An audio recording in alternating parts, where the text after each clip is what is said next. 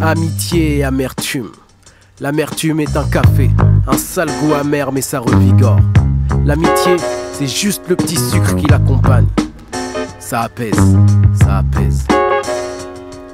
L'enfance a besoin d'escorte dans le souci du lendemain. On choisit pas toujours ses potes, souvent ça vient comme ça vient. On forme des groupes qu'on supporte, croire à un destin commun. Ça rend sûr, ça enveloppe l'amitié sur le terrain. Y a des violences qu'on voit pas, comme un sourire trop grand pour être vrai. Des bruits qui peuvent blesser, qu'on se connaît depuis le CP. Mais on sort les mauvais morceaux parce que ça sert de parler. Surtout quand ta bande glande trop et que t'as le prestige de la salée. T'aimerais savoir tout ce qui se dit, tu flippes de te faire écraser. Car celui qui sait qui parle à qui sait avec qui parler. C'est dit et redit, mais chaque mec que tu vas charrier offre des galons à prendre, un prix, une case sur le damier. On tend une main, tu tends la tienne, c'est pas comme se serrent les taux. Tu serres un ressort qui s'agrandit dès que tu tournes le dos. Dans la société, faut être le meilleur, c'est bateau. Dans le jeu social, faut être le meilleur ami du plus grand salaud.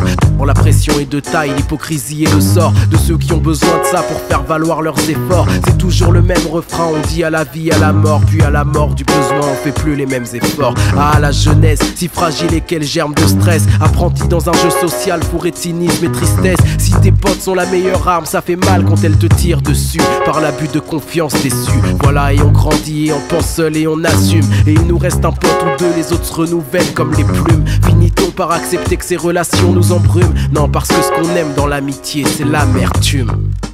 L'amertume est un café, un sale goût amer mais ça revigore. L'amitié, c'est juste le petit sucre qui l'accompagne. Ça apaise.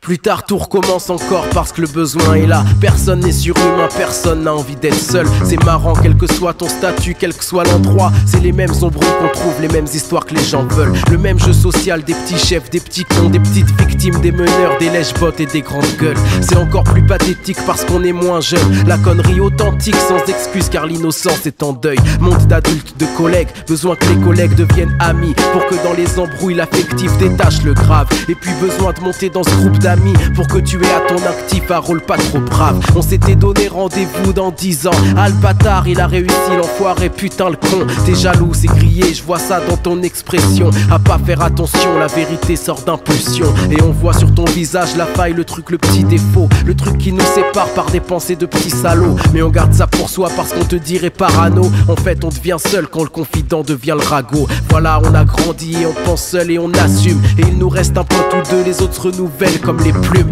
Finit-on par accepter que ces relations nous embrument? Non, parce que ce qu'on aime dans l'amitié, c'est l'amertume. Amitié et amertume.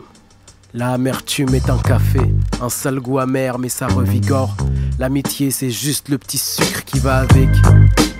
Ça apaise.